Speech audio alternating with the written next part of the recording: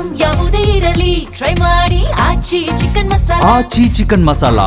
ರಾಜ್ಯದಲ್ಲಿ ಕಾಂಗ್ರೆಸ್ ಅಧಿಕಾರಕ್ಕೆ ಬಂದು ಇವತ್ತಿಗೆ 3 ವರ್ಷ ಅಂತೆ. ಆ 3 ವರ್ಷದ ಸಂಭ್ರಮದ ಹಿನ್ನೆಲೆಯಲ್ಲಿ ಇವತ್ತು ಸಾಧನಾ ಸಮಾವೇಶವನ್ನು ಹಮ್ಮಿಕೊಳ್ಳಲಾಗಿದೆ. ತುಮಕೂರಿನಲ್ಲಿ ಸರ್ಕಾರದ ಬೃಹತ್ ಸಾಧನಾ ಸಮಾವೇಶ ಹಮ್ಮಿಕೊಳ್ಳಲಾಗಿದ್ದು, ಗೃಹ ಸಚಿವ ಡಾಕ್ಟರ್ ಜಿ ಪರಮೇಶ್ವರ್ ತವರು ಜಿಲ್ಲೆಯಲ್ಲೇ ಈ ಸಮಾವೇಶವನ್ನು ಹಮ್ಮಿಕೊಳ್ಳಲಾಗಿದೆ.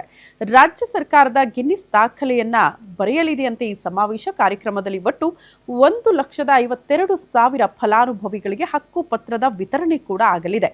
ಕಂದಾಯ ಇಲಾಖೆಯಿಂದ ಫಲಾನುಭವಿಗಳಿಗೆ ಹಕ್ಕುಪತ್ರದ ವಿತರಣೆ ಆಗಲಿದ್ದು, ಸಮಾವೇಶದಲ್ಲಿ 2 ಲಕ್ಷಕ್ಕೂ ಹೆಚ್ಚು ಜನ ಸೇರುವ ನಿರೀಕ್ಷೆ ಕೂಡ ಇದೆಯಂತೆ. ಬೃಹತ್ ಸಮಾವೇಶದ ಮೂಲಕ ಸಿಎಂ ಸಿದ್ದರಾಮಯ್ಯ ಶಕ್ತಿ ಪ್ರದರ್ಶನ ಮಾಡಲಿದ್ದು, ಸಿಎಂ ಬದಲಾವಣೆ ಚರ್ಚೆಗೆ ಬ್ರೇಕ್ ಹಾಕುವುದಕ್ಕೆ ಸಿಎಂ ಆಪ್ತರು ಮುಂದಾಗಿದ್ದಾರಾ, ಅದಕ್ಕೆ ಈ ಸಮಾವೇಶವನ್ನು ಹಮ್ಮಿಕೊಳ್ಳಲಾಗಿದೆಯಾ ಅನ್ನೋದು ಕುತೂಹಲಕ್ಕೆ ಕಾರಣ ಆಗ್ತಾ ಇದೆ. 682 ಕೋಟಿ ಮೌಲ್ಯದ ಅಭಿವೃದ್ಧಿ ಕಾಮಗಾರಿ ಉದ್ಘಾಟನೆಗೆ ಶಂಕುಸ್ಥಾಪನೆಯನ್ನ ನೆರವೇರಿಸಲಾಗುತ್ತೆ.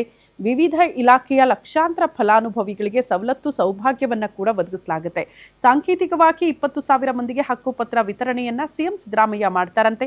ಇಂಗ್ಲೆಂಡ್ನಿಂದ ಗಿನ್ನಿಸ್ ಬುಕ್ ಆಫ್ ರೆಕಾರ್ಡ್ನ ಅಧಿಕಾರಿಗಳು ಕೂಡ ಬರ್ತಿದ್ದಾರಂತೆ ಈ ಕಾರ್ಯಕ್ರಮಕ್ಕೆ. ತುಮಕೂರು ಜಿಲ್ಲಾಡಳಿತಕ್ಕೆ ಗಿನ್ನಿಸ್ ಬುಕ್ ಆಫ್ ರೆಕಾರ್ಡ್ ಪ್ರಮಾಣ ಪತ್ರ ನೀಡಲಿದ್ದು, ಸರ್ಕಾರದ ಸಾಧನೆಯ ಸಂಭ್ರಮ ಕಾರ್ಯಕ್ರಮಕ್ಕೆ ಜಿಲ್ಲಾಡಳಿತದಿಂದ ಸಕಲ ಸಿದ್ಧತೆಗಳು ಕೂಡ ಆಗಿದೆ.